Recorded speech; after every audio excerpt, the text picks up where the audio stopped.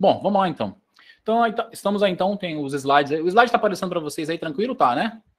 Já apareceu aí a imagem da lâmpada aí, né? Introdução, então beleza. Introdução à filosofia, vamos lá. Bom, primeira coisa que eu quero tratar com vocês é qual o valor da filosofia. Eu já quero começar já filosofando, fazendo uma pergunta. Qual o valor da filosofia? Né? E é uma pergunta pertinente, ainda mais nos dias, né, que a gente vive aí no mundo de hoje, né, onde as redes sociais, né, com seus 144 caracteres aí são super valorizados, né, onde a gente está vivendo um período daí de uma extrema valorização da velocidade das informações, tudo tem que ser muito rápido, as pessoas não têm paciência mais para parar, né, para pensar, para ler, para refletir. A gente vive agora no período dessa valorização da velocidade da informação, tudo tem que ser muito rápido. E também um mundo aí da desvalorização da leitura. Não sei se vocês sabem, ano passado teve uma pesquisa sobre a leitura no Brasil, e os brasileiros leem por ano, a média, né, dos brasileiros leem por ano, uma média de 2,4 livros por ano. Ou seja, 2,4 significa que os brasileiros não chegam a ler 3 livros inteiros por ano. E a pesquisa entrevistou várias pessoas e alguns falam que leu 2,4 livros, mas alguns não leem nem o livro completo. Então, é uma média, é daí para baixo, 2,4. E o engraçado é que, alguns anos atrás, essa mesma pesquisa foi feita e o número é maior, ou seja, isso tem caído cada vez mais. Ou seja, o interesse pela leitura tem caído cada vez mais. A gente também vive num mundo aí da desvalorização do pensar. As pessoas não querem pensar, não querem mais refletir. As pessoas, quanto mais elas receberem a informação pronta para elas, é melhor. Tá? Isso é um fato que a gente observa. Né? As redes sociais têm contribuído muito para isso. As pessoas hoje cada vez mais têm repetido informações prontas. Né? A gente vive também no mundo da desvalorização aí do conhecimento. O conhecimento não é tão valorizado como já foi nos anos anteriores. Né? Vivemos aí também na cultura do cancelamento, onde tudo, se você não agradar de alguma forma, eu te cancelo. Né? Eu cancelo você, eu cancelo uma empresa, eu cancelo um grupo de música, eu cancelo um artista, um cantor, um escritor, enfim. Um mundo onde tudo é cada vez mais relativo. Né?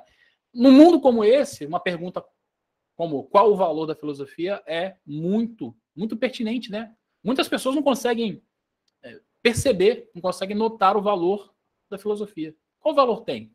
Por causa da realidade que nós vivemos hoje em dia.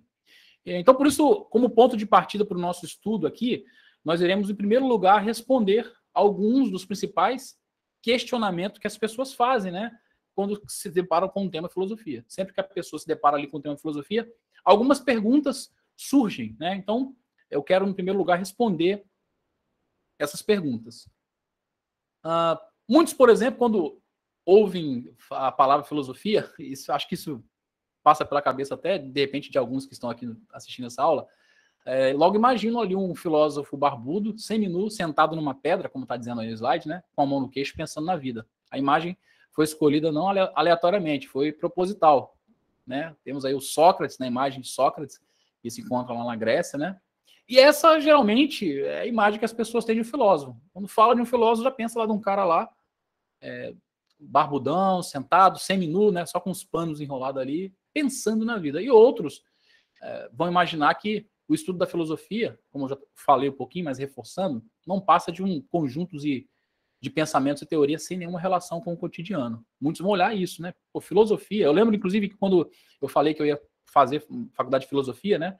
Eu já trabalhava com música já há alguns anos e muita gente falou assim, mas, cara, filosofia, bicho? Você acha que dá para ganhar dinheiro com filosofia? Mas por que filosofia? Por que você não escolheu algo, de repente, né, que vai te trazer mais retorno? Eu ouvi várias perguntas e comentários, né, nesse sentido, né? Porque essa é a forma como as pessoas enxergam a filosofia. Né? E um dos questionamentos mais comuns é esse. Por que estudar filosofia? Tá? Interessante que por que estudar filosofia já é um questionamento filosófico. Nós já estamos fazendo filosofia ao perguntar isso. Né? Mas esse questionamento, ele parte, como está no slide ali, ele parte do pressuposto de que não existe nenhuma razão ou vantagem, como eu já disse, né, no estudo dessa disciplina.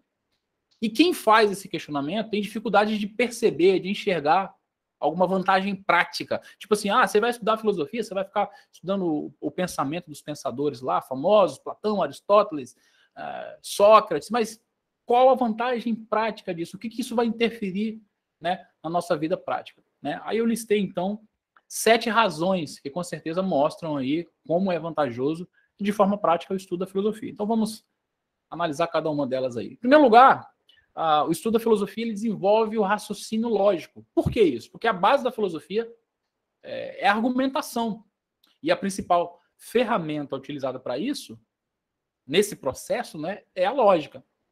Né? Então, através do estudo da filosofia, o estudante, o aluno, ele não só melhora ali o seu raciocínio lógico, né, como ele vai aprender a se expressar e a justificar suas ideias de uma melhor maneira. Né? Então, nesse ponto aí, a filosofia vai ajudar muito no desenvolvimento do raciocínio lógico, vai te ajudar a conseguir transmitir as suas ideias, as suas opiniões, os seus pensamentos de uma forma mais organizada.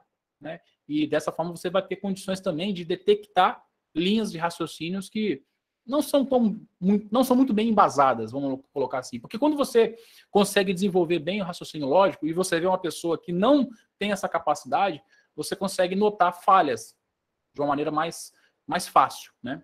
Então, a primeira razão, o primeiro motivo, a primeira vantagem, vamos colocar assim, para você estudar filosofia, é que ela te ajuda a desenvolver o raciocínio lógico. A segunda vantagem é que ela desenvolve a capacidade de reflexão. Como está aí no slide, o estudo da filosofia requer constante reflexão, ajudando-nos a desenvolver essa importante habilidade. E é interessante que a capacidade de reflexão, a reflexão em si, ela é algo inerente ao ser humano. O ser humano tem isso de forma natural. Ninguém te ensina a ser uma pessoa reflexiva. A gente não aprende. É natural do ser humano.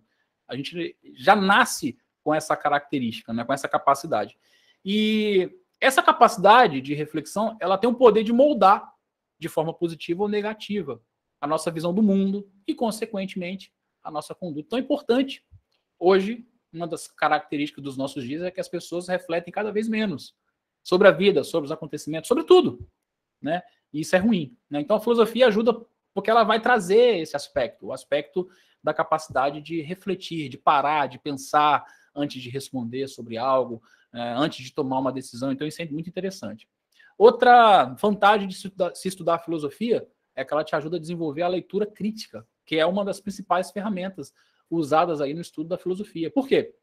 Quando você se depara com um texto filosófico, para que você consiga ali identificar os problemas e entender o que está acontecendo, você tem que praticar ali o que a gente chama de leitura crítica. E veja bem, eu quero chamar a atenção de vocês para um detalhe. Crítica em filosofia não é a mesma coisa que no sentido popular, no senso comum. Quando se fala de crítica no senso comum, no meio popular, as pessoas entendem como você apontar o dedo, você colocar defeito em alguma coisa. Não, na filosofia tem mais o sentido de análise. Né? Então a leitura crítica podemos colocar como uma leitura analítica, uma leitura que está analisando.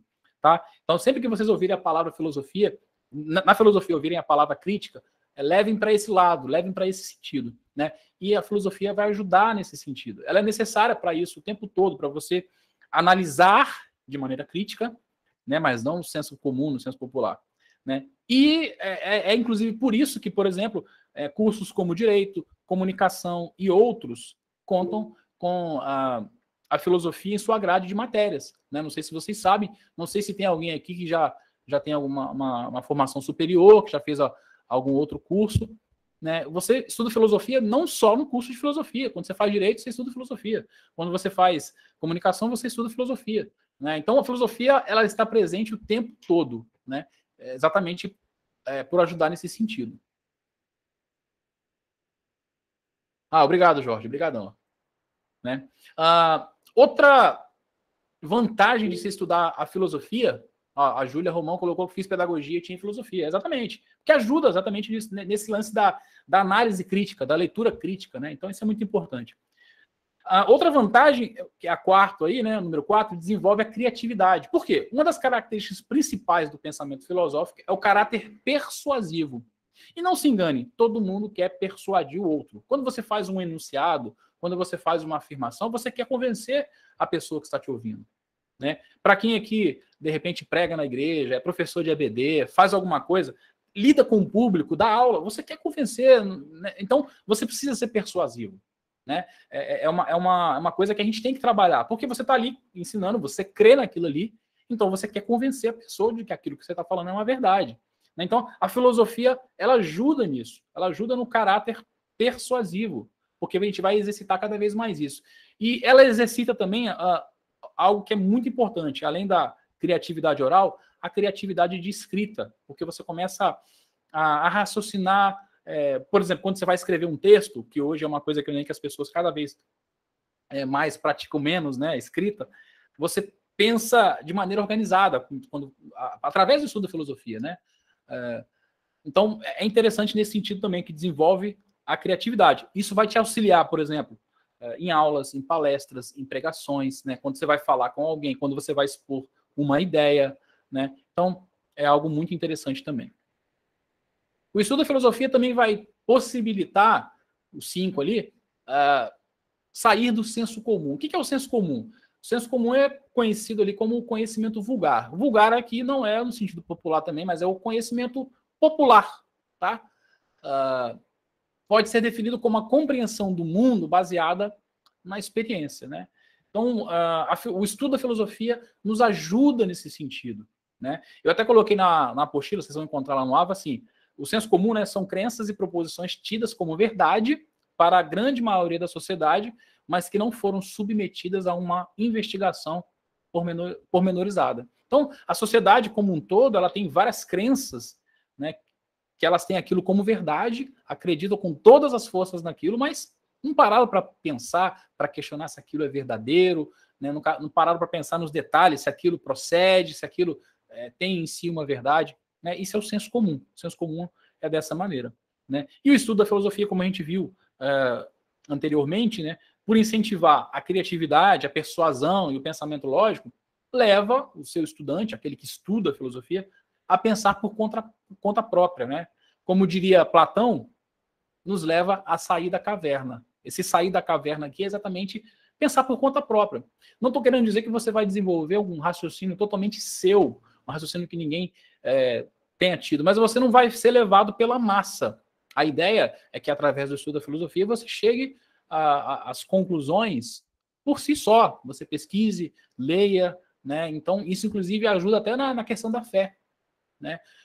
Tem um ditado, né, que desde que eu era pequenininho eu ouvia, talvez a maioria que já ouviu, que diz que filho de crente não é crentinho. Eu falo, filho de peixe é peixinho, mas filho de crente não é crentinho. Porque a fé não é algo que passa, né, geneticamente para o nosso filho. Ou seja, o filho tem que ter uma experiência com Deus. E no que diz ao aspecto racional da doutrina, dos dogmas, né, a pessoa tem que entender por si só também. Ela tem que ter uma busca e ela tem que pensar. Ela não pode... eu creio porque o meu pai crê. Eu creio porque meu pai me ensinou assim. Eu creio porque minha mãe me educou dessa forma. Eu creio porque eu aprendi isso na EBD. Não. Ele tem que, através... Claro, tem o aspecto espiritual, a gente entende isso, que o Espírito Santo ali é que nos dá o entendimento da palavra. Mas ele tem que partir de uma busca dele também, né? Eu, por exemplo, tive o privilégio de nascer num lar cristão, fui educado na igreja, tive um período que eu saí da igreja, né? Mas, depois de um tempo, eu voltei, mas eu voltei para a igreja porque eu tive uma experiência. Então, não era a fé da minha mãe mais, não era a fé dos meus pais, da minha família. Né? Aquilo já fazia parte de mim, era a minha fé também. Né? Então, é nesse sentido que também a filosofia vai ajudar a gente a sair do senso comum, de forma que aquilo que você defende, aquilo que você acredita, você chegou à conclusão que aquilo é verdadeiro. Não porque simplesmente você ouviu de alguém. Então, isso é bem interessante também. 6. A filosofia está dentro de nós. Então, isso é uma grande verdade também. A filosofia está dentro de nós de uma forma ou de outra. Por quê? A forma como nós pensamos, como nós agimos, tem uma relação intrínseca com a filosofia. Como assim? Não sei vocês, mas de forma geral, eu sou, por exemplo, eu sou questionador por natureza. Sempre fui, desde pequeno. Acho que todo ser humano é assim, a gente questiona o tempo todo. Né? Por que isso é assim? Por que não é assado? Enfim, a gente sempre quer saber, né, os porquês de cada coisa, né? E lá na apostila, eu coloquei também o seguinte, eu cito lá, parafraseando o pastor e filósofo falecido R.C. Sproul, né? Ele é autor do livro acho que muitos aqui conhecem, somos todos teólogos. E o R.C. Sproul parte da ideia de que todo mundo faz teologia, que você não precisa ser um teólogo acadêmico, com um bacharel, com um mestrado, um doutorado em teologia para fazer teologia, que todo mundo faz teologia. Né? Ele fala até que até o ateu faz teologia, porque ele dizer que não acredita em Deus não deixa de ser uma teologia, uma forma, porque a teologia é o estudo de Deus, e o estudo que o ateu fez, né, ele chegou à conclusão de que Deus não existe, então não deixa de ser uma teologia também. Então, ele parte desse pressuposto. Então, ele vai dizer que existe a boa e a má teologia. Da mesma forma, existe a boa e a má filosofia. Todos nós, de certa maneira, somos filósofos. Todos nós questionamos a forma como nós agimos, tem essa relação, desde pequenininho, né? E se a gente parar para pensar, as mesmas perguntas que os gregos faziam no passado, por exemplo, quem eu sou, de onde eu vim, para onde eu vou, existe vida após a morte, de onde vêm as angústias e o sentimento de solidão que nós sentimos, todos esses questionamentos que os gregos já fizeram, nós fazemos em algum momento ou outro. Né? A diferença é que eles dedicaram, né, a maior parte desses filósofos, desses sábios que marcaram a história, eles dedicaram suas vidas para isso, né? Mas a gente faz. Então existe um lado filósofo em cada um de nós. Né? Então, uma das razões que a gente deve estudar filosofia é isso, porque a filosofia está dentro de nós. E para não ficar simplesmente ignorando esse fato e fazendo uma má filosofia, vamos estudá-la para fazer uma boa filosofia, para obter boas respostas, né? Aliás, os questionamentos que nós fizemos até aqui, por que estudar filosofia, já é um questionamento filosófico, eu já até falei no começo, né? Isso já gerou aqui um bate-papo, a gente já está aqui há alguns minutos da aula, né? Então isso é interessante também. Então a filosofia faz parte do nosso dia a dia. Eu até coloquei na apostila o seguinte: podemos até não nos dar conta, podemos até achar que não estamos com a filosofia, mas ela está dentro de nós. E por último aí, para não nos conformar com esse século. Como assim, Ricardo? Você de repente se me pergunte, né? No slide está assim, como um cristão, líder ou não, quando um cristão, líder ou não, se propõe a entender o seu atual século com o intuito de alertar outros a não se conformar, ele irá buscar isso no estudo da filosofia, que é a disciplina que estuda as ideias e o seu desenvolvimento. Como é que é isso? Todo mundo conhece aqui a passagem de Paulo em Romanos capítulo 12, verso 2, que ele fala para a gente não se conformar com esse mundo. E a pergunta que surge daí né, ou não nos conformar com esse século, né, algumas traduções. A pergunta que surge daí o que é esse século ou esse mundo a que Paulo se refere? Paulo não está falando de um mundo físico, né, especificamente. Ele está falando de um sistema de ideias, de um sistema de pensamentos que vem sendo desenvolvido no decorrer da história. Né? Então, para a gente não se conformar, a gente tem que entender esses pensamentos. Esses pensamentos foram desenvolvidos num diálogo filosófico no decorrer da história. Né? Eu até coloquei aqui no PDF o seguinte, na apostila: isso nos leva a entender, por exemplo, o que é e por que em nosso século atual são tão aceitas ideias como o materialismo e o hedonismo. O materialismo é a ideia de que a matéria física é a única realidade, né? Não existindo, portanto, uma substância imaterial. Não existe, portanto, para aquele materialista no sentido filosófico, não existe um mundo espiritual. Né? Ou o hedonismo, que é a ideia de que o prazer é o bem supremo da vida do ser humano. Né? Eu citei aqui apenas duas ideias, mas existem várias ideias que são ideias filosóficas, pensamentos filosóficos que foram desenvolvidos ao longo do tempo. Ora, eu como pastor, como líder, como membro de igreja, como alguém que se dedica que se esforça para que o evangelho seja pregado, anunciado, avançado, eu tenho que ter contato com isso, eu tenho que conhecer isso. Como é que eu conheço isso? Estudando filosofia. Para estudar, porque são filósofos, na maior parte das vezes, que criaram essas ideias, esses pensamentos e divulgaram. Né? E isso é muito importante. Esses pensamentos não surgem do nada, são resultados de uma sequência de ideias, né, de diálogos que foram sendo construídos ao longo dos anos. Né? Eu costumo dizer que foram um diálogo filosófico, né? Porque um filósofo acaba conversando com o outro, né, que o antecedeu. Então isso é muito importante. Né? E isso vai nos possibilitar fazer uma leitura não apenas da Bíblia, mas também uma leitura da sociedade que vivemos. É importante fazer esse diálogo, inclusive. Né? A leitura da Bíblia é o mais importante para nós como cristãos, mas quando eu estudo filosofia, eu tenho eu tenho condição de ler a sociedade que a gente está vivendo. Eu consigo parar e perceber o que está sendo falado, o que está sendo defendido, né? E contrapondo aquilo com a palavra, eu consigo identificar o que está certo, o que está errado. Né? Então, isso é importante.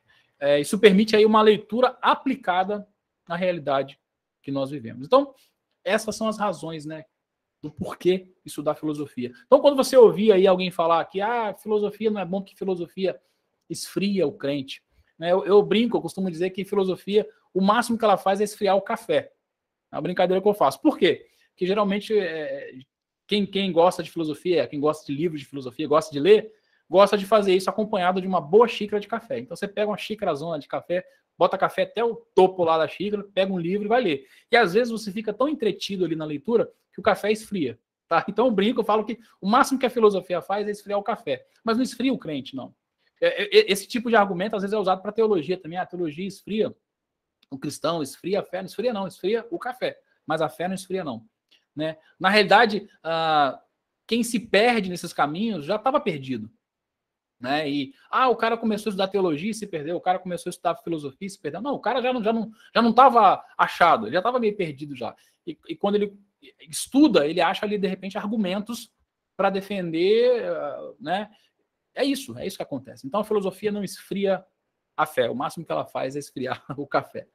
Continuando, vamos passar para o próximo tópico aqui, o que é filosofia?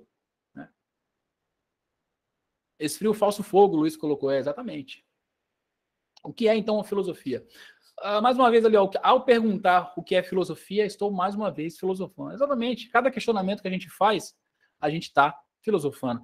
Eu lembro até uma vez, uma situação que eu presenciei, na hora, assim, o Jonas Madureira, que é uma pessoa que a gente vai citar muito, inclusive aqui na aula de hoje, no decorrer do curso, porque eu peguei muitas coisas do livro dele. Uma vez ele fez uma postagem de eu não lembro de que foi, de um filósofo, ele fez uma postagem no Instagram dele, tem muito tempo isso. E alguém entrou, tinha vários comentários, e um dos comentários a pessoa colocou assim, Pastor Jonas, o senhor não acha que a filosofia esfria a fé? O senhor não acha que a filosofia pode afastar o cara de Deus? O senhor não acha que a filosofia... Parará? E fez várias perguntas, o senhor não acha que o crente não precisa de filosofia? E colocou uns 6, 7, 8 questionamentos ali para o Jonas. O Jonas só respondeu assim, meu querido, ao fazer cada um desses questionamentos, você está filosofando. Porque a filosofia é exatamente isso, é fazer perguntas, é procurar entender as coisas, né? Mas o estudo da filosofia vai nos ajudar a fazer uma boa filosofia. O Jorge colocou aqui, esses argumentos são pretextos para heresias, talvez. Mas a gente ouve muito por aí. Então, mas o que é filosofia? Filosofia vem de uma palavra, obviamente, grega, né? Philo, que vem de filia, que significa amizade entre iguais ou amor fraterno, né? Somado aí à palavra sofia, sabedoria, né? Da qual deriva sophos, que é sábio. Então, sábio vem do grego sophos, né? Então, a junção dessas duas palavras aí gera a filosofia. Então, o filósofo é aquele que ama a sabedoria, é aquele que ama o saber, é aquele que gosta de conhecer, né? Deixa eu mudar aqui o... Aí tem uma frasezinha minha aí, de minha autoria, né? E de fato é o amor à sabedoria, ao conhecimento, que levou e continua levando os filósofos a questionar e buscar respostas para as questões fundamentais, como quem somos nós e por que estamos aqui, né? Então, é isso. Basicamente é isso. E tanto a palavra filosofia quanto a palavra filósofo são atribuídas a um filósofo chamado Pitágoras, Pitágoras de Samos, muito conhecido aí pelo famoso teorema de Pitágoras. É ele mesmo, filósofo e matemático, né? Então, tanto a palavra filosofia e filósofo tem a sua autoria atribuída a ele. Sobre isso, o Jonas Madureira vai comentar o seguinte: Pitágoras não pretendia se passar por sófos, né, sábio, uma vez que ninguém poderia sê-lo, a não ser Deus, na opinião de Pitágoras, né? Por isso, preferia ser chamado apenas de filósofos, ou seja, aquele que pratica a filosofia, né? Então, conta-se a história de que certa vez Pitágoras, após fazer ali uma preleção, alguém falou que ele era sábio. Alguém falou, você é muito sábio e tal. E ele prontamente falou, não, eu não sou sábio. Sábio, só Deus. O máximo que eu sou é um amante do saber, né? Ou um filósofo. Foi exatamente assim que surgiu. Obviamente, com o passar do tempo, o termo filosofia ou filósofo acabou assumindo outros significados, além de amor pela sabedoria, simplesmente. Assumiu também ali outras conotações, como o próprio saber. Hoje, inclusive, quando a gente ouve de um filósofo, a gente já imagina um cara sábio, um cara altamente intelectual, um cara que gosta de leitura, um cara que fala, que explica bem, enfim. Essa é a imagem que a gente faz. Quando a gente fala aí, por exemplo, de alguns filósofos brasileiros, como Mário Sérgio Cortella, como o Clóvis de Barros Filho, o próprio Jonas Madureira, que é doutor em filosofia, e temos vários outros aí, né? Tanto no meio cristão quanto no meio secular, a gente já pensa uma pessoa assim, uma pessoa que fala bem, que se expressa bem, uma pessoa que é inteligente, uma pessoa que é o intelectual, né? Então, acabou assumindo essa conotação do próprio saber. Aí talvez você se pergunte agora, mas que saber é esse, né? E mais uma vez, quem vai ajudar a nos responder essa pergunta é o Jonas. Olha o que o Jonas fala sobre o saber. Há pelo menos dois tipos de saber. A, um que se limita a descrever como as coisas são, e B, outro que compreende e explica o porquê das coisas serem como são. Ora, para quem apenas sabe que o fogo aquece e queima, tem apenas um saber descritivo.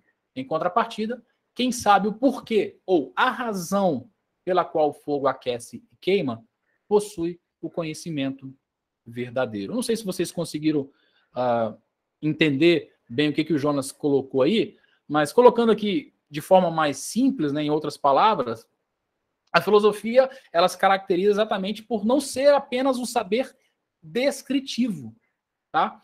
Já que a proposta da filosofia ela é o quê? Pensar, conhecer e explicar o porquê das coisas, e não apenas escrevê-las. Então, essa é uma diferença da filosofia. A filosofia ela não quer só descrever as coisas, mas ela quer pensar, ela quer tem o aspecto reflexivo, tem um aspecto do conhecimento. Primeiro você reflete para conhecer, para depois explicar o que aquilo é, né? Não apenas descrever, né? Então isso é muito importante, né? A Marilyn Chauí, que é uma filósofa brasileira, professora, autor de vários livros, né? Ela sugere que a primeira resposta à pergunta o que é filosofia poderia ser o seguinte: filosofia é a decisão de não aceitar como óbvias e evidentes as coisas, as ideias, os fatos, as situações, os valores, os comportamentos de nossa existência cotidiana. Jamais aceitá-las sem antes havê-las investigado e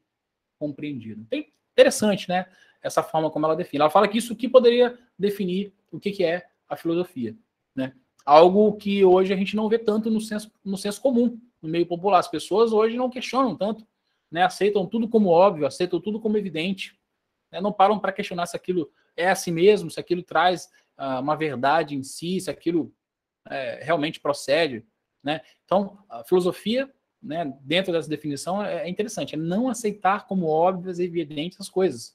É questionar, é perguntar. Mas não é o questionar por questionar. A gente vai falar um pouquinho mais sobre isso. Mas é importante frisar, nesse primeiro passo, Jó 28 é uma filosofia clássica, né? Eu teria que ler aqui agora a passagem que eu não lembro de cabeça, mas depois eu leio e te comenta.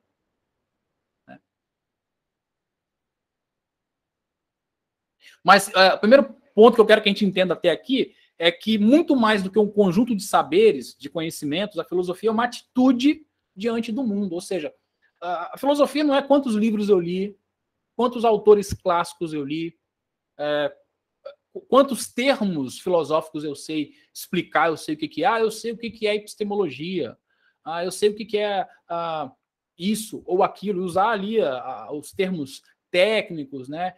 Saber explicar, contar toda a história. Não é isso, não é um conjunto, não é eu sou mais filósofo quanto mais eu sei sobre filosofia. Não é isso. Mas ser filósofo ou a filosofia é muito mais uma atitude diante do mundo, né, e dos acontecimentos que nos cercam. Ou seja, é uma postura que a gente assume diante daquilo que a gente vê, daquilo que a gente observa. É uma postura de interrogar a si mesmo em busca do porquê das coisas, das crenças, das ações e dos sentimentos, né?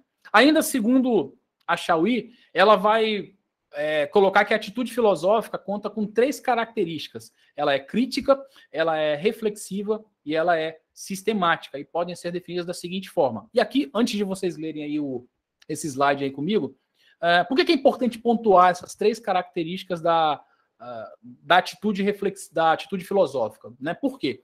Porque a filosofia não é questionar por questionar. As pessoas hoje até questionam, né? As pessoas não aceitam realmente tudo. Aliás, muitos valores têm sido questionados, os valores de família, os valores de gênero, os valores do que é certo, do que é errado, né? Do que é bom, do que é mal. Muitos valores têm sido questionados, mas as pessoas questionam por questionar.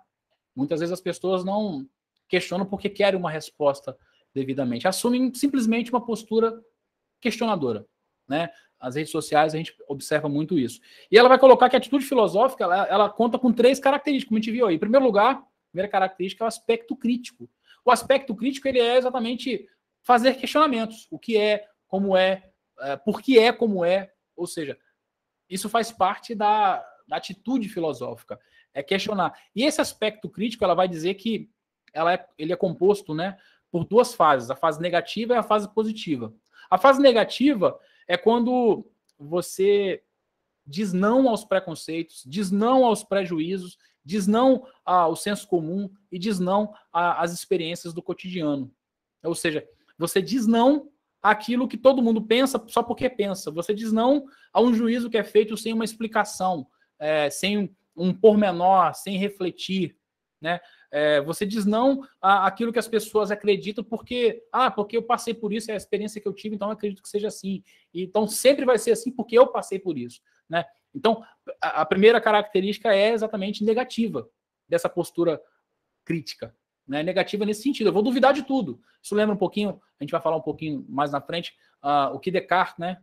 René Descartes coloca lá no seu discurso do método, né? Quando a gente vai ter uma aula que a gente vai falar sobre isso. E ele parte desse. O primeiro passo é isso, é duvidar de tudo, né? Fazer esse questionamento. Mas também tem um aspecto positivo, né? Nessa questão crítica. Qual é o aspecto positivo? Que é a fase positiva, desculpa, né? Que é a postura de interrogar e questionar as coisas, questionar os fatos, as ideias, os valores, os comportamentos e até nós mesmos, né? Então isso é importante. O aspecto crítico então faz parte, ou seja, não é questionar por questionar. Tem que ter o aspecto crítico. Mas em primeiro lugar, eu vou assumir esse lado negativo, que é dizer não ao senso comum. E o lado positivo desse aspecto crítico seria fazer os questionamentos, perguntar, mas por que é assim? Por que não é assado? Né? Por que isso é errado? Por que isso é certo? Questionar. O próximo aspecto é o aspecto reflexivo. É um movimento de volta ou retorno a si mesmo. Ou seja, é quando o pensamento se interroga a si mesmo. Ou seja, é uma auto-reflexão. Né? A Chauí, novamente citando ela vai dizer que a reflexão filosófica ela é radical. Ou seja, ela é uma volta para o interior. Então eu vou me interiorizar para chegar a uma resposta. Então tem que haver esse aspecto reflexivo, né? Por isso que geralmente o cara que é filósofo, geralmente ele é mais ponderado, ele fala com mais calma, ele vai pensar mais antes de dizer as coisas, né? Por mais que às vezes até ele saiba, mas ele vai pensar antes de falar algo, né? Porque tem esse aspecto reflexivo aqui que é algo que a gente desenvolve muito. A atitude filosófica tem que ter, então, o aspecto crítico, o aspecto reflexivo e, por último, terceiro ali, o aspecto sistemático. O que é o aspecto sistemático? É exatamente a característica de organizar e encadear as afirmações, os enunciados, ou seja, não basta apenas a postura do pensar reflexivo, sem que ele seja sistemático. Ou seja, beleza, eu assumi ali o aspecto crítico, eu analisei, lembra que o aspecto crítico que não é botar defeito, tá? Mas é analisar. Eu fiz uma análise, primeiro eu duvidei de tudo e comecei a perguntar tudo. Eu duvidei e perguntei. Depois eu começo a refletir sobre as conclusões que eu cheguei. E depois eu vou sistematizar, eu vou organizar isso aí. Tá? Então é muito importante que a atitude filosófica ela tenha esses 3 passos aí. O aspecto crítico, o aspecto reflexivo e o aspecto sistemático. Não sei se até aqui está todo mundo conseguindo entender, conseguindo acompanhar.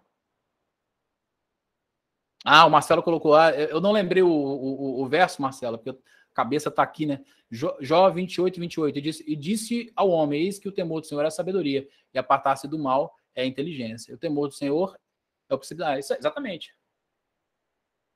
O Luiz colocou: colocar tudo em dúvida para descobrir a verdade. Verdade. É isso aí. Tá? Então, é muito importante isso. Lá tanto no AVA quanto na apostila, quem for adquirir depois, você vai ter lá um linkzinho logo depois no finalzinho desse tópico aqui. Tá assim, saiba mais, assista. Então tem um videozinho descobrindo a filosofia com Pondé, Luiz Felipe Pondé, que é um filósofo brasileiro, né? E ele falando sobre o que é filosofia, tá? Então, continuando aqui, vamos partir para o próximo ponto.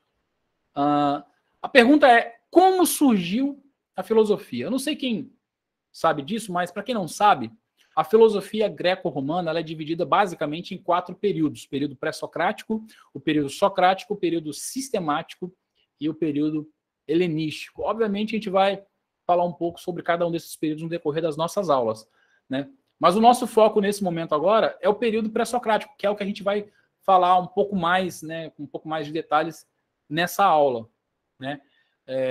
O período pré-socrático ele tem como principal característica a preocupação com a origem do mundo, assim como as causas da transformação, das transformações, né, no plural, da natureza, né? Só que para entender melhor isso, para compreender melhor como se deu o surgimento da filosofia pré-socrática, ou como surgiu os pensadores pré-socráticos, a gente vai voltar um pouquinho mais atrás, entender o período que antecedeu, pelo menos um pouco, o período que antecedeu o período pré-socrático, que é o período mítico, é o pensamento mítico. Deixa eu mudar o slide aqui para vocês. É exatamente o que está dizendo aqui no slide. O nosso foco nesse tópico é falar sobre o surgimento da filosofia. Mas antes de entrarmos no assunto, é importante pontuarmos que antes da filosofia veio o mito. O mito aqui não é o presidente, tá? Não é o presidente. O mito aqui é o período mitológico, a famosa mitologia grega, ou seja, o pensamento mítico antecede a filosofia. Então, o pensamento mítico, quando a filosofia surge na Grécia Antiga, no século 6 a.C., ela se depara com uma realidade permeada pelas concepções míticas, né? Um mundo ali povoado, entre aspas, né? Faltou umas aspas ali no povoado, por deuses, deusas, heróis e monstros. Ou seja, o pensamento mítico antecede a filosofia. E, mudando para o próximo slide, a palavra mito ela tem sua origem no grego mitos, que significa palavra, o que se fala. E talvez, nesse momento, você questione, mas o que... Vou passar a moto aqui. Mas o que realmente vem a ser um mito e qual a sua função? O senso comum, por exemplo, irá dizer que os mitos não passam de histórias, com letra E, né? Sem conexões ou alguma fantasia sem qualquer ligação com a realidade. Outros irão definir como superstições. Mas será que essa explicação está de acordo com a concepção filosófica? Ou seja, se você perguntar para qualquer pessoa o que é um mito, o que é uma concepção mitológica, provavelmente você vai ouvir algumas dessas respostas aí. São histórias sem conexões, ou é uma fantasia sem qualquer conexão com a realidade, ou outros vão falar que são superstições. Outros vão até citar aí a mulher de branco, a mulher de algodão, as histórias que contavam quando a gente era da escola, né? Na minha escola tinha isso, acho que na de vocês também, né? Vão citar até essas histórias aí como exemplo, né? Mas será que essa explicação está de acordo com a concepção filosófica? Obviamente que não. E o professor de filosofia, Vladimir Fernandes, que foi meu professor na Unip, ele define o mito da seguinte forma: o mito é uma forma de explicar o mundo, de atribuir sentido ao existente e, portanto, tranquilizar o ser humano. Trata-se de uma verdade intuída, cuja autoria se perde no tempo, sendo, em geral, considerada como uma produção anônima e coletiva. Aqui já tem algumas coisas bem interessantes para a gente considerar, que o Vladimir fala, né? Então, o mito, o que é o mito, né? É uma forma de explicar o mundo. Era como os gregos, naquele período, usavam, era a ferramenta que eles usavam para explicar o mundo, para atribuir sentido ao que existia. A ideia ali era tranquilizar o ser humano. Mas tranquilizar em que sentido? Aquela angústia do ser humano de saber o porquê das coisas, a gente vai ver alguns exemplos daqui a pouco, né? O mito respondia. O mito dava uma resposta. Hoje a gente pode ler algumas dessas, ter contato com algumas dessas respostas, lendo, né? Conhecendo. A gente pode até achar engraçado e achar ridículo, olhando com os olhos de hoje. Mas para aquela época, aquilo explicava para eles, aquilo tranquilizava, né, o coração deles. E trata-se, então, de uma verdade intuída. Como assim? Era uma intuição que eles muitas vezes tinham.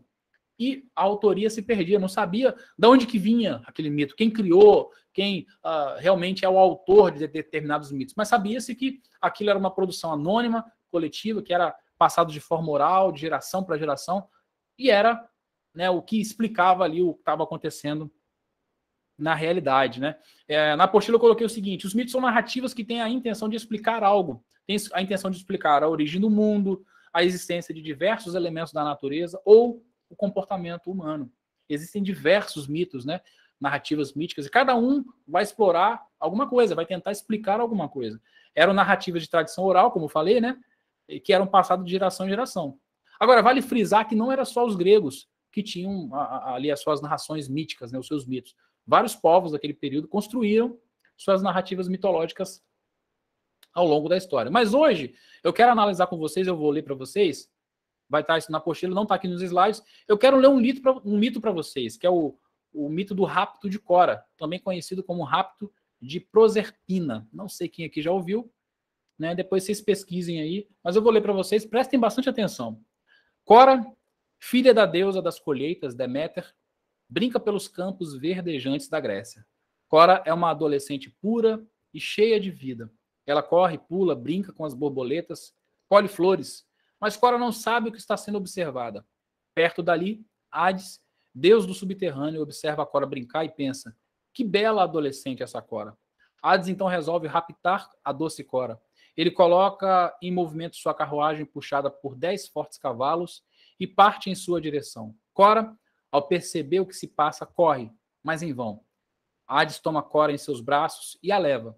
No mesmo momento, se abre no chão uma grande fenda e a carruagem desce para o centro da terra. Ao cair da noite, a mãe de Cora, Deméter, sente sua falta e sai à sua procura. 2 camponeses que presenciaram a cena contam-lhe o que aconteceu. Deméter fica louca de dor e desconsolada proíbe que as plantas, o capim, as árvores, as frutas e os cereais cresçam. Os camponeses ficam preocupados e tristes, pois sem o crescimento das plantas, eles irão perecer. Eles imploram aos deuses para que o verde retorne. Os deuses pedem para Deméter deixar a vegetação crescer, mas ela está irredutível. Nada crescerá ou voltará a florescer enquanto Cora não retornar. Zeus resolve intervir. Manda o mensageiro Hermes ao reino dos mortos para falar com Hades, para deixar Cora voltar. Mas ela só poderá retornar se não tiver comido nenhuma comida do reino dos mortos.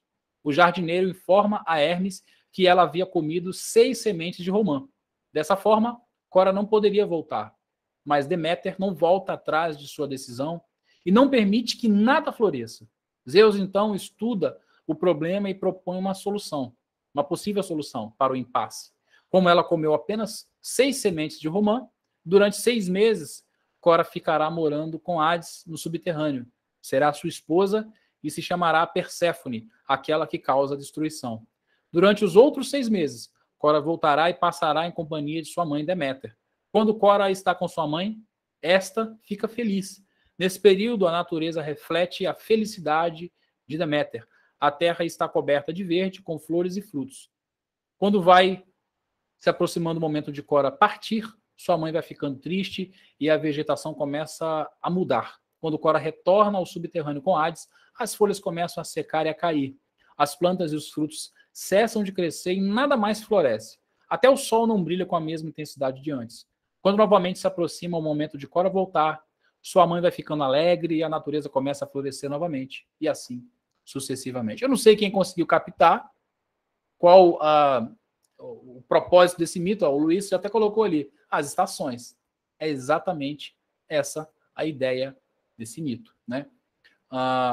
Como exemplo, aí já analisou aqui, vou pegar aqui, deixa eu pegar, do A aqui, ó, a intenção. Ó. A intenção desse mito é explicar o porquê das variações que ocorrem em cada estação do ano. Na primavera e no verão, quando Cora está com sua mãe Deméter, esta cobre a terra de uma vegetação verde e bela. Porém, ao se aproximar de sua partida no outono, Cora começa a ficar triste, fazendo com que as plantas deixem de crescer e as folhas sequem, até chegar ao ponto dela se transformar na inquietante Perséfone e, desesperada, amaldiçoa o solo, fazendo com que nada cresça durante os 3 meses que chamamos de inverno. Você já deve ter visto essa estátua aqui, tá? Essa estátua, ela é exatamente a representação do rapto de Cora, né? muito bem feita, é uma estátua de mármore, né? Muito bem feita, por sinal. Ela foi feita em 1621, de Bernini, o autor dela, e ela se encontra hoje na Galeria Borghese de Roma, né? Você consegue observar na internet fotos dela, imagem em alta resolução, é muito legal de observar, né? Então, aqui a gente tem um mito. A gente percebe que o mito, a ideia aqui é explicar alguma coisa. Explicou? Explicou. Para nós, que sabemos como que funciona a mudança de estações, é até engraçado você ler uma coisa dessa, mas para eles isso aqui explicava. Era assim que funcionava, né? Ou seja, os mitos são narrativas que têm a intenção de explicar algo.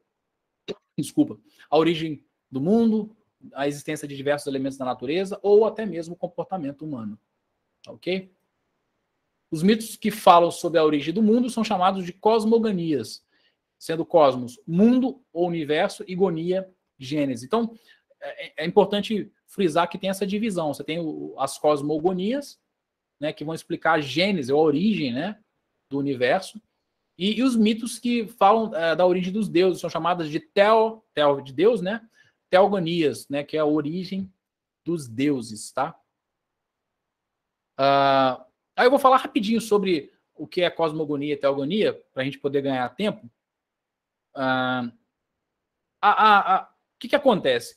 As cosmogonias e as teogonias, quem escreveu muitas delas foi o famoso poeta grego chamado Hesíodo.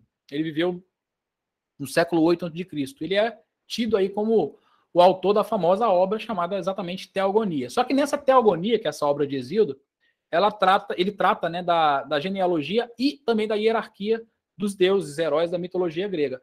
E essa obra ela é dividida em 3 partes. A cosmogonia, que a gente já viu aqui, que vai tratar da origem do cosmos, né, do mundo. Vai falar também dos primeiros deuses, né, seus amores, suas lutas. 4 deuses são citados nesse momento: Caos, Gaia, Tártaro e Eros. Do Caos surgiram Érebo e Nix, e a partir de Nix surgiram Éter e Hemera, e da união de Gaia e Tártaro nasceu Urano, montes e pontos, o mar, né? Então explica como que surgiu o cosmos, o mundo.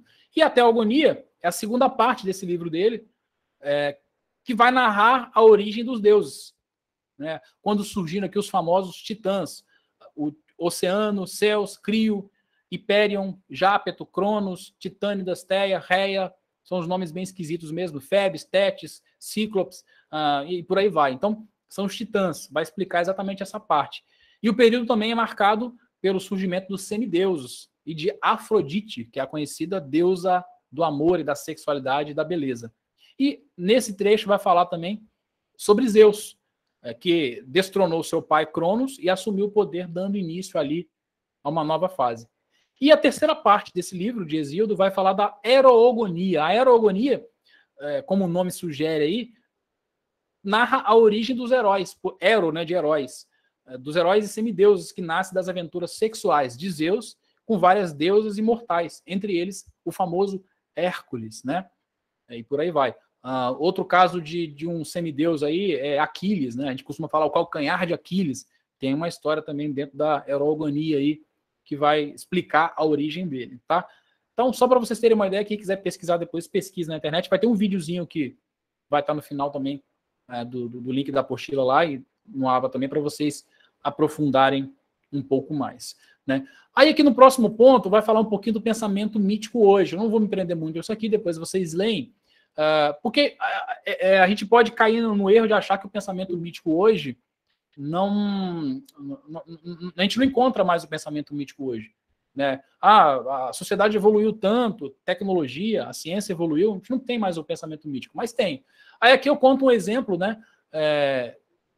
Quando você procurar um documentário no YouTube da Rede Manchete intitulado Surf Ferroviário, só botar lá, digitar, que vai aparecer. E esse documentário vai contar a perigosa atitude de alguns lá do Rio. Quem é do Rio aí talvez vai lembrar disso aqui. De surfar em cima dos trens ferroviários, na década de 90. Isso aqui foi algo que estourou, teve muitas matérias de jornal, porque muita gente morreu, muita gente se acidentou, enfim, aconteceu muita coisa ruim. O Jorge está falando que lembra disso, né? E um desses caras que surfavam em cima do trem foi entrevistado, que é o Júlio Queiroz. Quando ele foi entrevistado, ele diz, a justificativa que ele deu para o repórter é que em cima do trem, surfando, ele se sentia mais seguro do que dentro do trem. Porque ele falou que dentro do trem era muito cheio, muito lotado, e em cima do trem ele sentia que tinha um espírito que mantinha ele seguro. Segundo ele, esse espírito era o espírito de algum surfista que provavelmente já tinha morrido e que era o espírito que protegia os surfistas que surfavam em cima do trem. Né? Aí você repare que ele não está preocupado em instaurar uma investigação pormenorizada, checar a veracidade daquilo que ele está falando, se isso procede. Ele conta uma história e ele explica. E para ele, aquela narrativa é suficiente. Né? Para ele, aquilo era algo que explicava o que estava acontecendo. Foi a resposta. E ele não dá brincando, ele não fala isso rindo. Se vocês procurarem o documentário lá, vocês vão ver. Ele fala para o repórter chega a ficar assim. Ah, não, cara, quando eu estou em cima do trem lá, eu sinto que tem um espírito que a gente acredita nisso, tem um espírito que sustenta a gente, que segura a gente, que protege, que não deixa a gente cair. Enfim, esse é um exemplo claro de uma narrativa mítica nos dias de hoje. E a gente vai encontrar isso aí muito, né? Às vezes, nos interiores, aí, pessoal mais humilde, criando histórias e narrativas míticas para explicar determinadas, né, coisas que não tem como... que não passaram por como é que eu diria? Por uma investigação, né, para saber se aquilo era verdade ou não. Tá? Continuando aqui, então, a transição do mito à filosofia. O que acontece? Em determinado momento, as explicações mitológicas, voltando lá para a Grécia, né, as explicações mitológicas deixam de satisfazer algumas mentes mais questionadoras, que no lugar das histórias narrativas mitológicas, que eram passadas de geração em geração, começam a buscar respostas mais racionais. Aí surge, então, os pré-socráticos, né? Os pré-socráticos surgem exatamente disso. Jonas Madureira vai dizer o seguinte: a filosofia nasceu de uma necessidade de explicar a razão de ser das coisas. Os primeiros filósofos, não aceitando mais os mitos como a única possibilidade de explicação da realidade, desenvolveram suas explicações sustentadas na observação dos fenômenos da natureza. Com base na observação empírica, eles deram as primeiras explicações científicas do surgimento do mundo, e todas elas sem recorrer ao mito. Então, os pré-socráticos foram os primeiros pensadores a explicar as coisas sem recorrer a narrativas míticas. Eles começaram a observar a natureza de maneira empírica. Opa, isso aqui acontece por isso, por isso. Ó, esse acontecimento aqui se repete de tanto em tanto tempo. Opa, ó, isso aqui não é como falaram, não. Então, eles começaram a explicar de uma maneira mais racional, né? E alguns fatores contribuíram, né, de uma maneira ou de outra, para a transição do pensamento mítico ao pensamento filosófico, que foi iniciado ali pelos pré-socráticos. Eu destaco algumas. Em primeiro lugar, a intensificação do comércio e viagens marítimas. O que isso tem a ver? Na medida que os gregos começaram a viajar, porque começou a ter uma intensificação ali do comércio, das viagens, eles começaram a perceber que não existia esse monte de deuses, heróis, alguns eram do mar. Na verdade, não, cara, eu não encontrei com nenhum deus por aí. Fui e voltei várias vezes, viajei, não encontrei com nenhum deles. Não encontrei com Netuno, por exemplo. E por aí vai. Então eles começaram a descrer dessas histórias. Né? A invenção da moeda. Veja bem, a gente hoje sabe que R$1 ele tem um valor. E sabe que R$100 vale 100 vezes o que R$1 vale. Mas veja bem, isso é uma abstração, porque uma moeda de R$1 é só uma moeda de metal. Nós é que atribuímos um valor àquilo ali, tanto à moeda quanto ao papel. Os R$100 ali em papel, que inclusive tem sido raro para mim nos últimos dias, mas os R$100 ali no papel é um papel, mas a gente atribui um valor e você consegue fazer determinadas coisas com aqueles R$100. É uma abstração nisso.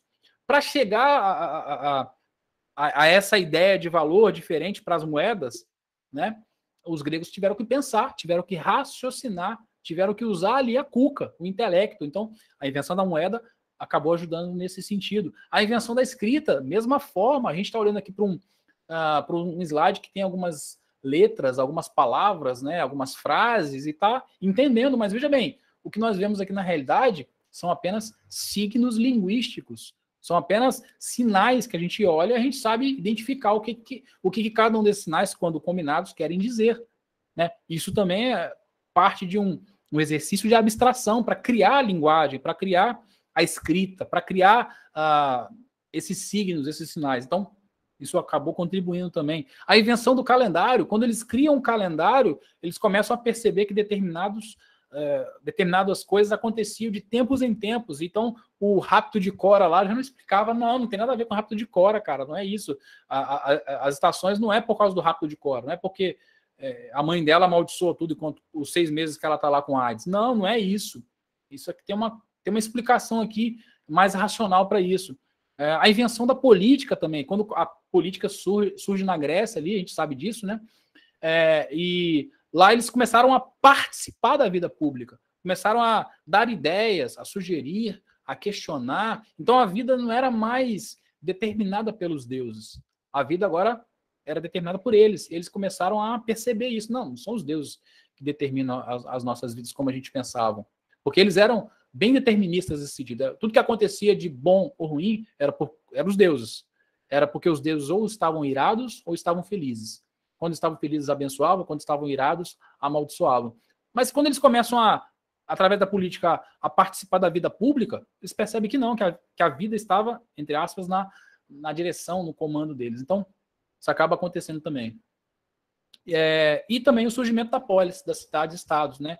Tudo isso acabou ajudando ali a impulsionar a transição dos pensamentos.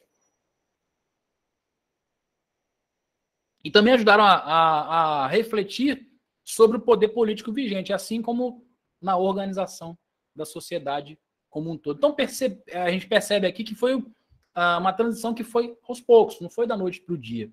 Tá? Eu estou aqui passando aqui tudo de maneira muito rápida, muito bem resumida. Né? Quem gosta de história e quiser pesquisar disso aí, vale a pena. E, como sempre, no finalzinho desse tópico lá, vai ter um Saiba Mais, vocês assistirem um vídeo lá, História da Filosofia, Introdução, Mitos, tá? Um vídeo bem legal que vai trazer outros dados que eu não coloquei aqui. Continuando, o pensamento mítico versus o pensamento pré-socrático. Os filósofos pré-socráticos têm muita importância para a filosofia. Então, apesar deles serem os primeiros filósofos, até hoje eles são estudados, até hoje muita coisa é escrita sobre eles. Até hoje, muitos filósofos reverenciam, né, e citam de uma maneira ou de outra os filósofos pré-socráticos. Para vocês terem uma ideia, Nietzsche, que é um filósofo contemporâneo, e Heidegger também, tinham os filósofos pré-socráticos em autoestima. Nietzsche chega a falar que os filósofos verdadeiros mesmos foram os pré-socráticos. Ele até desconsidera Platão, Aristóteles, Sócrates, por incrível que possa parecer, mas ele valorizava muito os filósofos pré-socráticos. Os filósofos pré-socráticos são considerados aí os primeiros filósofos.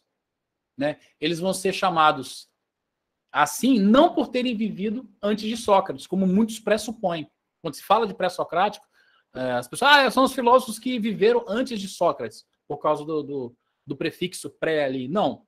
Eles eram chamados de pré-socráticos, não por conta disso, mas por conta da sua unidade de pensamento, que era a physis. Physis é natureza, então eles se preocupavam com a natureza. Né? Claro, falaram sobre outras coisas também, mas o foco principal dos pré-socráticos, que caracterizou aquela escola, foi exatamente a preocupação com a natureza, preocupação com a physis. Ok? Então, teve inclusive alguns pré-socráticos que eram contemporâneos de Sócrates, só para vocês terem uma ideia, mas, obviamente, uma boa parte deles viveu antes de Sócrates, mas não todos, isso é importante observar. E, como eu falei, repetindo, eles deixaram de se basear nos deuses, nos heróis, e passaram a focar na origem e destino do universo, assim como na transformação da substância. Então, a preocupação deles passou a ser outra, né? Isso é interessante de observar, tá? Outra coisa é a seguinte, os filósofos pré-socráticos, eles não eram um grupo homogêneo, ou seja, não pensavam iguaizinhos, muito pelo contrário. Aliás, pensar igualzinho na filosofia é bem complicado. Geralmente é muito comum um filósofo questionar o outro, ou pegar um pensamento dele e complementar, enfim. Mas o questionamento e até não concordar é muito comum, tá? E falando ainda sobre eles, os filósofos pré-socráticos, eles procuraram definir um elemento primordial para o cosmos. É exatamente o que essa imagem aí ilustra. A gente tem um copo aí com uma planta, o outro que é a terra, né, na realidade, o outro com fogo, o outro com água e o outro com nada, que seria a representação do ar. Por quê? Os filósofos, para tentar definir o elemento primordial para o cosmos, eles vão definir o que eles chamam de arqué. tá? Que é essa expressão grega aí, que quer dizer o princípio fundamental de todas as coisas, que para eles podia ser compreendido pela razão humana. De forma geral, são lembrados como filósofos da natureza pelo fato de serem observadores e estudiosos delas. De escritos dos filósofos pré-socráticos, praticamente tudo, quase tudo se perdeu. O que a gente vai achar hoje são fragmentos, né? E por conta disso a gente possui poucas informações confiáveis acerca da sua vida, né? Do que eles escreveram, dos seus pensamentos. E além disso, naquela época, havia uma predileção pela transmissão oral. Tá? Então não havia o pensamento que nós temos hoje de escrever, lançar livros, lançar obras para deixar registrado. Naquela época, eles privilegiavam muito a transmissão oral. Sócrates, por exemplo, não escreveu nenhum livro. Tudo que a gente sabe sobre Sócrates, a gente sabe através dos seus discípulos, principalmente de Platão.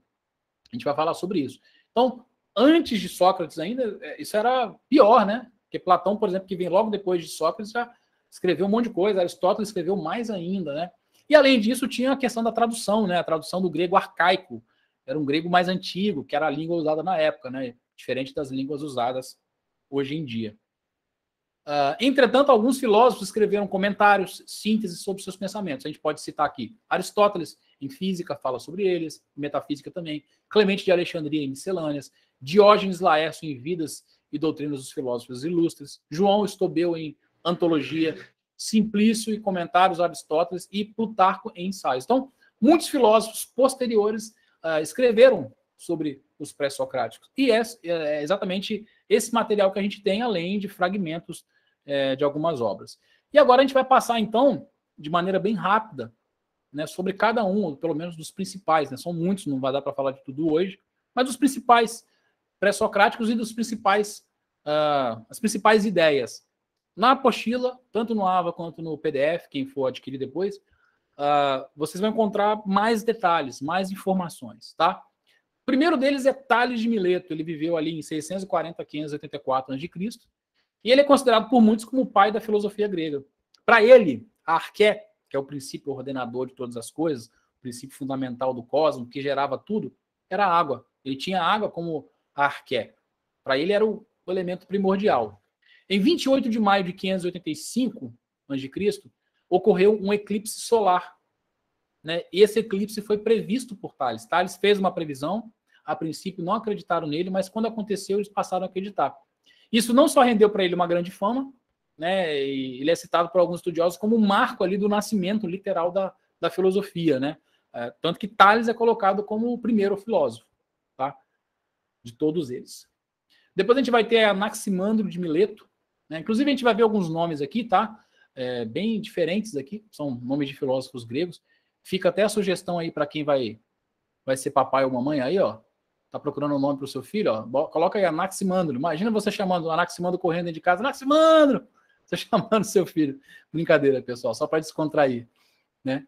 Mas assim como Tales, Anaximandro também era de Mileto, né? Por isso que era comum naquela época pegar o local de nascença e colocar como se fosse uma espécie de sobrenome. Igual eu sou Ricardo, né? Ricardo, eu nasci em Vitória, então se eu fosse daquela época eu seria chamado de Ricardo de Vitória. Né? Era comum eles fazerem isso. Então, Anaximandro era de Mileto como Tales.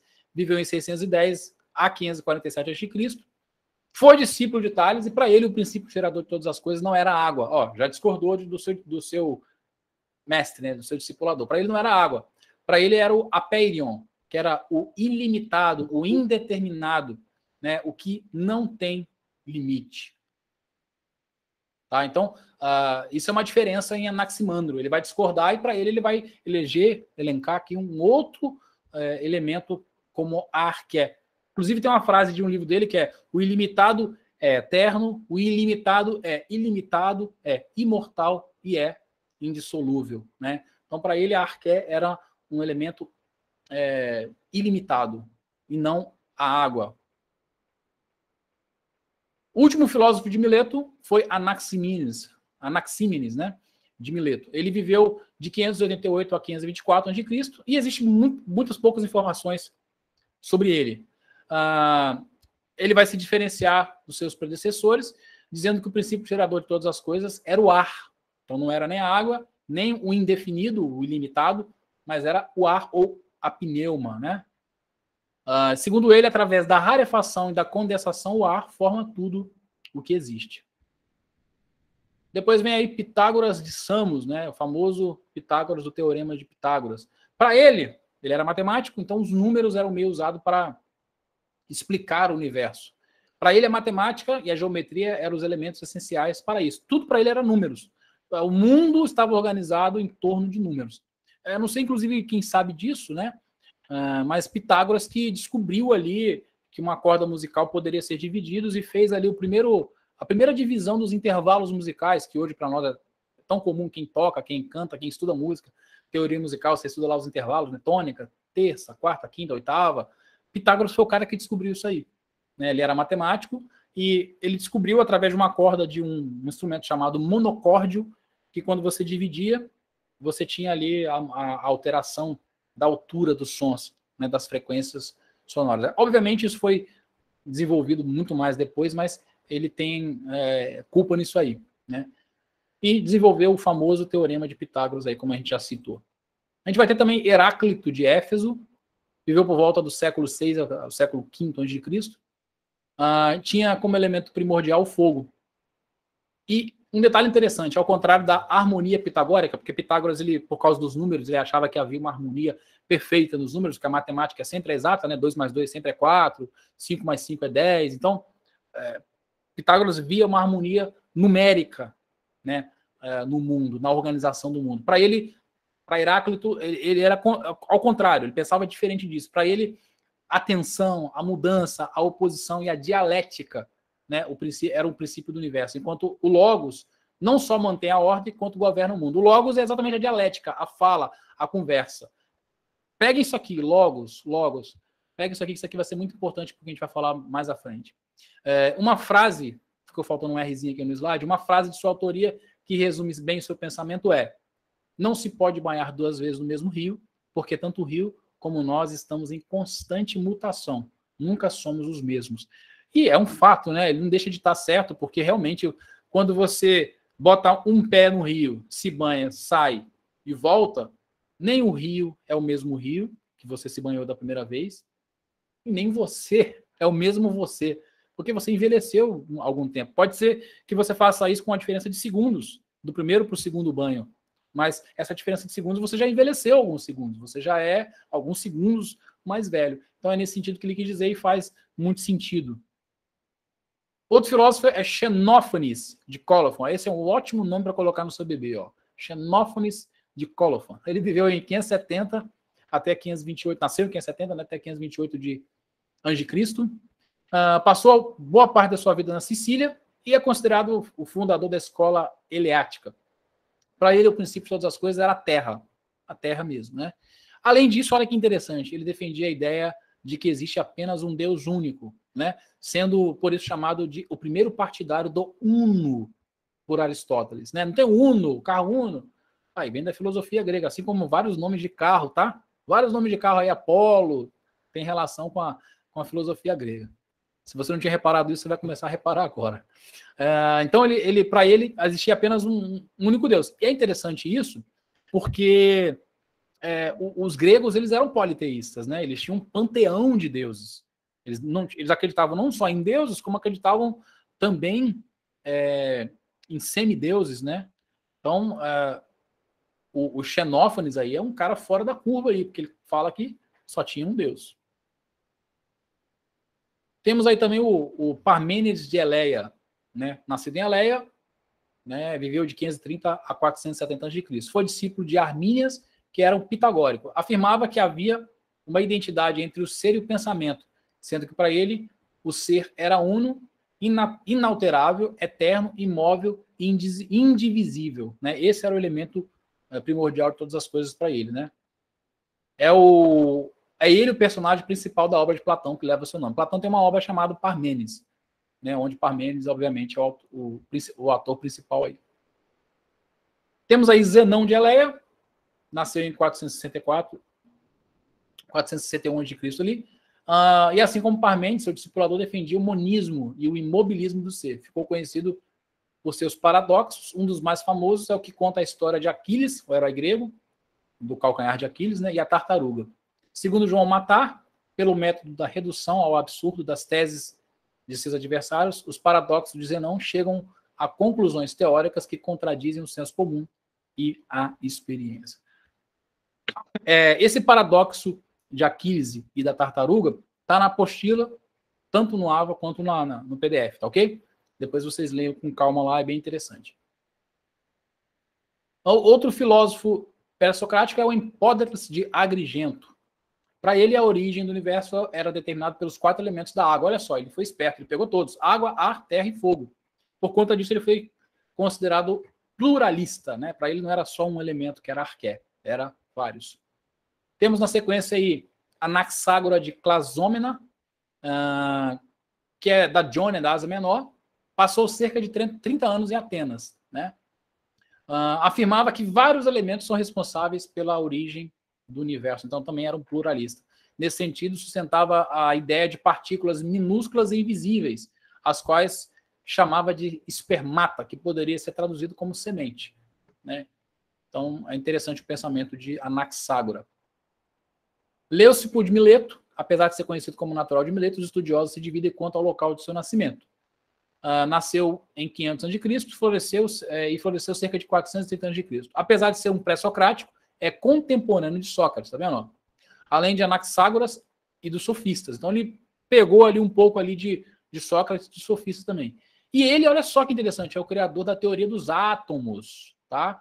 Que depois foi aperfeiçoada e desenvolvida por Demócrito. Demócrito pega essa teoria, desenvolve, aperfeiçoa. Não é o que a gente entende sobre átomos hoje, mas foi o cara que começou a falar sobre isso. Então os filósofos pré-socráticos também têm uma importância grande para a ciência como um todo, né? Então é bem interessante isso também. Demócrito de Abdera, então, que foi discípulo de Leucipo, né?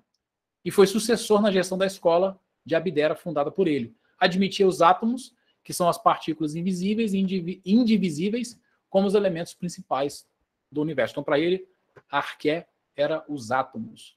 Todo mundo queria afirmar qual eram os átomos. Diógenes de Apolônia era monista, ou seja, defendia a unidade da realidade como um todo, pois, segundo ele, se o mundo tiver origem em diversos elementos diferentes entre si, não poderiam se misturar e atuar um sobre os outros, tá? Esse aí é o Diógenes. Então, para ele, a arqué não era um elemento só, mas ele tinha um lance meio louco de razão com ar, uma mistura da razão, do intelecto com ar que gerava todos os elementos, né? Tudo partia dali. Mas não podia ser um elemento só porque, como está no texto ali, né? Se o mundo tiver origem em diversos elementos diferentes entre si, não poderiam se misturar e atuar uns sobre os outros. E agora eu quero partir, porque a gente está partindo já para o finalzinho da nossa aula. Tá? Depois leiam, por favor, façam o dever de casa, leiam. Eu até coloquei no grupo lá que essa é uma disciplina que o Eduardo até brincou, né? Não dá para aprender filosofia com figurinhas, com memes. Não dá. Filosofia se aprende lendo, se entende gastando um tempo, investindo um tempo, abre o livro, lê em silêncio, reflete. Então, leio lá com calma, tem mais coisas sobre os pré-socráticos, não dá para abordar cada um deles, senão a gente ia ter uma aula aqui de 4, 5 horas, de boa, né? Mas no final de cada aula, eu quero trazer para vocês um contraponto teológico. Qual é a ideia do contraponto teológico? É exatamente como o nome sugere, fazer um contraponto de algum pensamento, alguma ideia do que foi tratado até aqui. Então eu escolho uma ideia e trago um contraponto. Na minha opinião, essa é a melhor forma de fazer esse diálogo da teologia com a filosofia. É possível se fazer isso, né? E até aqui deu para a gente perceber que cada um dos pré-socráticos tentou, da sua forma, da sua maneira, responder a uma das questões mais importantes do seu tempo.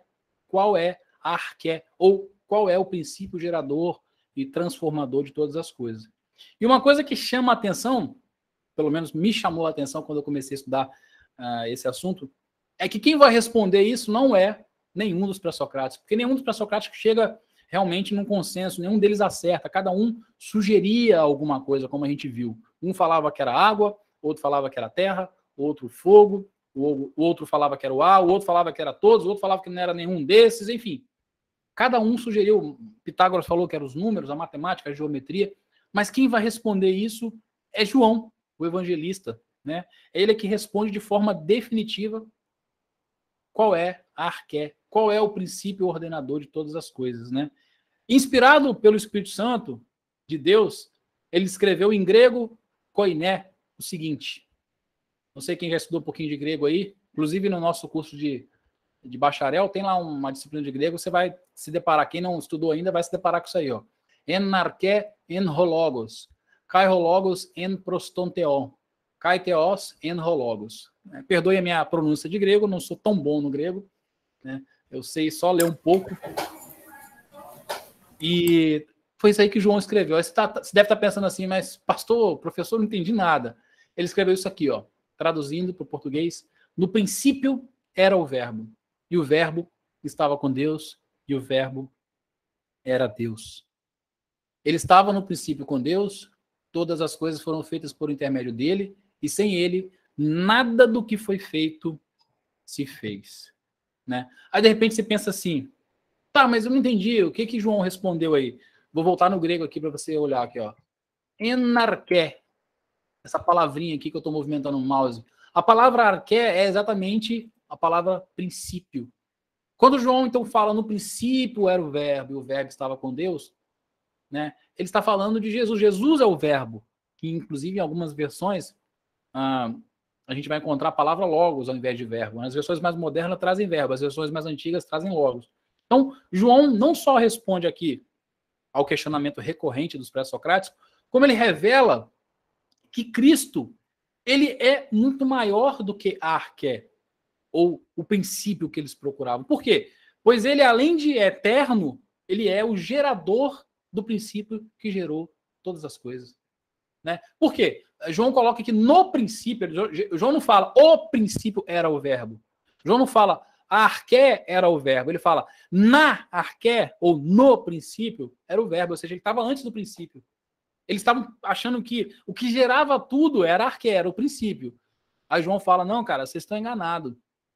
Antes do princípio, antes da arché, tem alguém que era o Logos, que era o organizador de tudo. Lembra que a gente falou lá que essa palavra Logos para os gregos era muito importante, porque para eles o Logos era o que organizava, mantinha o mundo organizado. A arché era o princípio, mas o que mantinha a ordem era o Logos. João usa exatamente essas duas expressões. Não sei se vocês sabem, mas o Evangelho de João ele tenta mostrar Cristo como Deus. Tenta mostrar a deidade de Cristo, ou a divindade de Cristo. Né? Toda a narrativa dele é nesse sentido. Então ele já começa colocando Cristo como Deus. E ele fala no princípio, ou seja, não é o princípio, é no princípio, era o verbo, era o Logos, aquele que mantém tudo organizado. E ele estava com Deus. Ele não só estava com Deus, mas ele era Deus. Aí ele fala, ele estava no princípio, ele estava na arché com Deus. Todas as coisas foram feitas por intermédio dele, e sem ele, nada do que foi feito se fez. Eu não sei vocês, mas eu acho isso tremendo, né? E é interessante que lá na frente, em Atos, Lucas vai descrever as palavras de Paulo, que vão dizer o seguinte: de um só fez toda a raça humana para habitar sobre toda a face da terra, havendo fixados os tempos previamente estabelecidos e os limites da sua habitação, para buscarem a Deus se porventura tateando o possam achar, bem que não está longe de cada um de nós, pois nele vivemos e nos movemos e existimos, como alguns dos vossos poetas têm dito, porque dele também somos geração. É interessante que esse texto de Atos, eu não sei se você conseguiu perceber, ele não só confirma o que João escreveu, como ele nos revela que os homens foram criados para buscar a Deus. Olha o que Paulo fala no começo.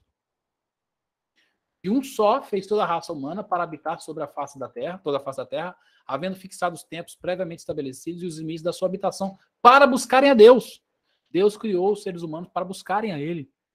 Né? Aí ele coloca, se porventura tateando o possam achar, bem que não está longe de cada um de vós.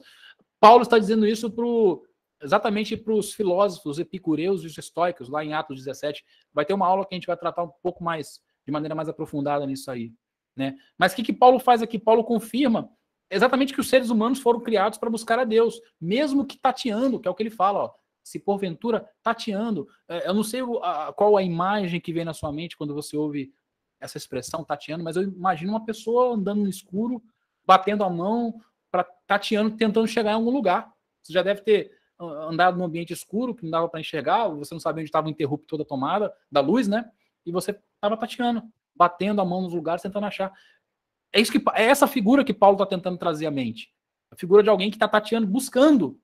E foi exatamente isso que os pré-socráticos fizeram. Mesmo sem ter uma noção real disso, o que eles estavam tentando achar era Deus. O princípio ordenador de todas as coisas, estavam buscando, tateando, tentando achar a verdade, tentando chegar em Deus.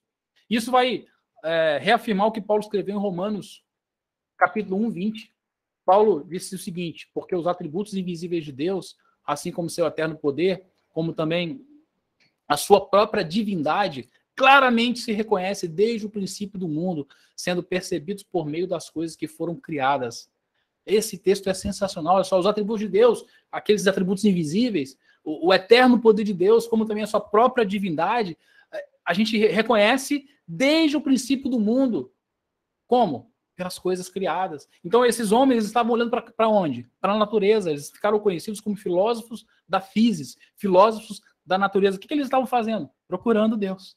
Só que eles não sabiam. Alguns sabiam, né? A gente viu que teve um lá que falou até que o Deus era um só, era o Uno. Foi conhecido como o filósofo do Uno, porque falou que só existia um Deus. Mas essa busca que eles estavam fazendo era realmente a busca de Deus, a busca do princípio ordenador, do Logos, do princípio criador de todas as coisas. Eles estavam procurando, só que de forma tateada, né? Estavam tateando, como Paulo vai dizer, né? E continuando aqui, peraí, deixa eu só mudar aqui que travou aqui, agora passou. Isso vai nos mostrar outra coisa, que por mais que os homens possam ter um vislumbre do conhecimento de Deus através da revelação geral, que é a natureza, só terão um conhecimento verdadeiro dele através da revelação especial da pessoa de Cristo. Olha o que Hebreus fala. Havendo Deus outrora falado, muitas vezes e de muitas maneiras, aos pais, pelos profetas, nesses últimos dias nos falou pelo Filho, a quem constituiu herdeiro de todas as coisas, pelo qual também fez o universo, ele que é o resplendor da glória e a expressão exata do seu ser, sustentando todas as coisas pela palavra do seu poder, depois de ter feito a purificação dos pecados, assentou-se à direita da majestade nas alturas, tendo se tornado tão superior aos anjos quanto herdou mais excelente nome do que eles. Olha que interessante.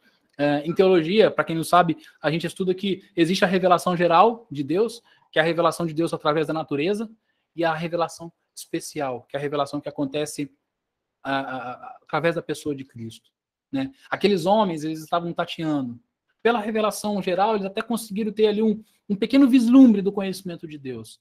Até entenderam ali que existia um arqué, um princípio organizador de todas as coisas, mas eles achavam que esse princípio que era o que gerava tudo. Né? Eles entenderam também que tinha um logos, que era o princípio que mantinha tudo organizado. E eles ficaram ali debatendo, discutindo, tentando achar qual era a arqué e qual era o logos. Né? E, surpreendentemente, quem vai responder isso é João, quando ele diz: no princípio era o verbo estava com Deus, o verbo era Deus. Né? E isso é lindo demais. Né?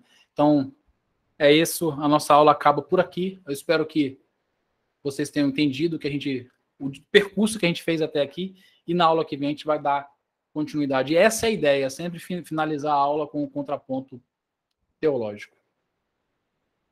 Eu vou parar a apresentação e quero dar um espaço para, se vocês tiverem alguma pergunta, podem ficar à vontade.